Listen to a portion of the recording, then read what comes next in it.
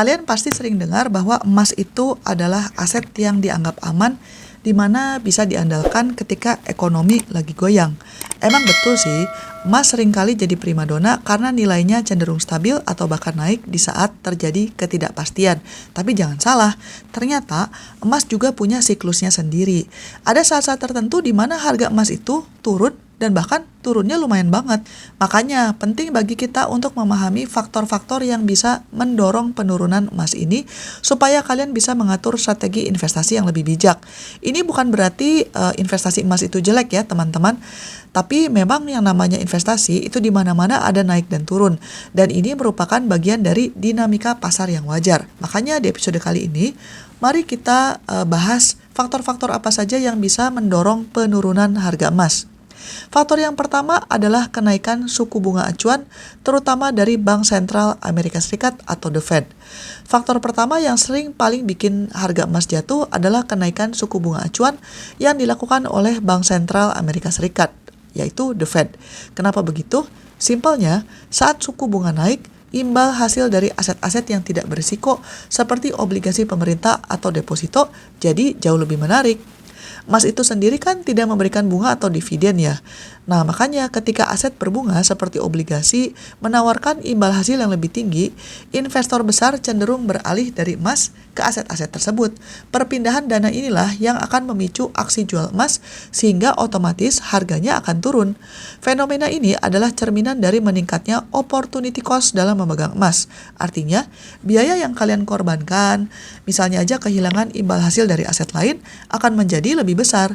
Jadi, setiap kali ada sinyal The Fed akan menaikkan suku bunga secara agresif, siap-siap harga emas bisa tertekan. Faktor yang kedua adalah penguatan nilai tukar dolar Amerika Serikat.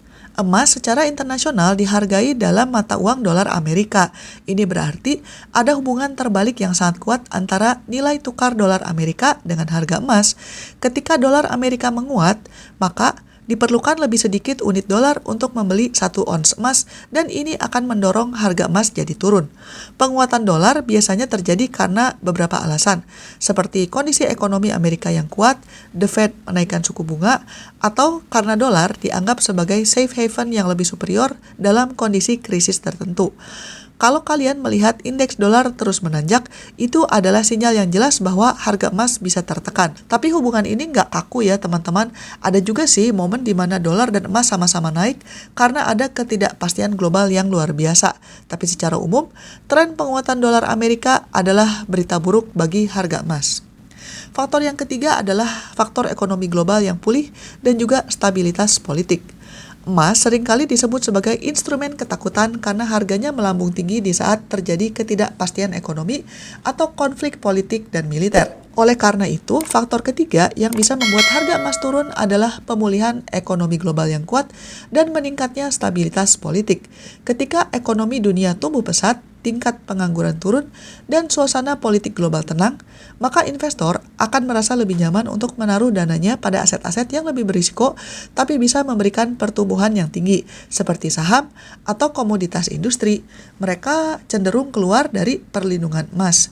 Singkatnya, di saat semua terlihat cerah dan aman, daya tarik emas sebagai safe haven akan berkurang drastis.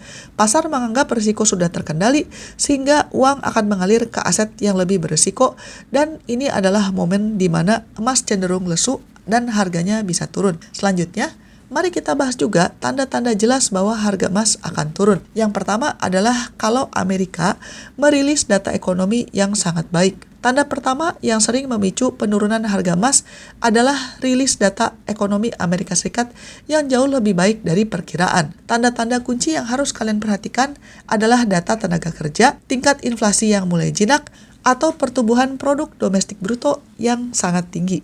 Data ekonomi yang kuat mengindikasikan bahwa bank sentral punya ruang untuk menaikkan suku bunga tanpa khawatir melukai ekonomi. Seperti yang kita bahas tadi, sinyal kenaikan suku bunga adalah musuh utama emas.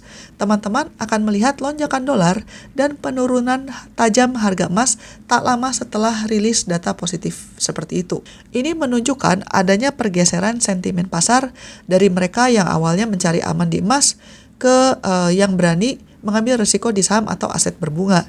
Jadi, sebelum ada rilis data penting Amerika, ada baiknya kalian sudah memprediksi dampaknya pada emas. Kemudian yang kedua adalah penurunan inflasi. Emas dikenal sebagai aset pelindung nilai terhadap inflasi, yang artinya harganya cenderung naik di saat biaya hidup naik. Oleh karena itu, salah satu tanda yang paling kuat bahwa emas akan turun adalah penurunan angka inflasi yang signifikan dan berkelanjutan, dan biasanya diukur dengan Consumer Price Index.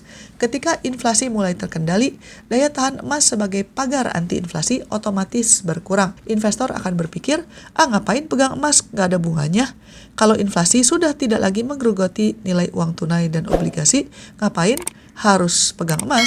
Ini mendorong mereka untuk menjual emas dan mencari aset yang lebih pasti. Tapi perlu diingat bahwa pasar itu seringkali melihat ekspektasi inflasi.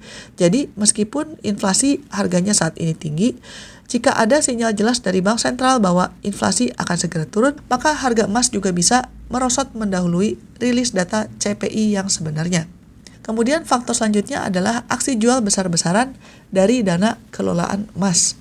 Tanda yang paling langsung dan terlihat adalah aksi jual besar-besaran yang tercermin dari posisi Exchange Traded Fund atau ETF dan juga Exchange Traded Products atau ETP yang berinvestasi di emas fisik. ETF emas terbesar yang paling sering dipantau adalah GLD. Ketika manajer investasi dari dana-dana raksasa mulai mengurangi porsi emas mereka secara signifikan, biasanya dengan menjual emas fisik yang mereka pegang, ini menunjukkan perubahan sentimen institusional. Penjualan dalam volume besar tentu saja akan langsung berpengaruh pada harga emas di pasar global. Kalian bisa memantau data kepemilikan emas ETF ini melalui situs-situs finansial. Kalau teman-teman melihat kepemilikan fisik emas oleh dana-dana ini terus menurun dari hari ke hari atau bahkan dari minggu ke minggu, ini adalah indikator kuat bahwa tekanan jual sedang mendominasi pasar dan harga emas kemungkinan akan turun lebih lanjut. Semoga penjelasan ini bisa membantu ya teman-teman. Sekarang kalian sudah punya bekal untuk mengamati pergerakan harga emas dengan lebih kritis. Sekian dulu episode kali ini dan selamat mencari kebahagiaan. Bye-bye.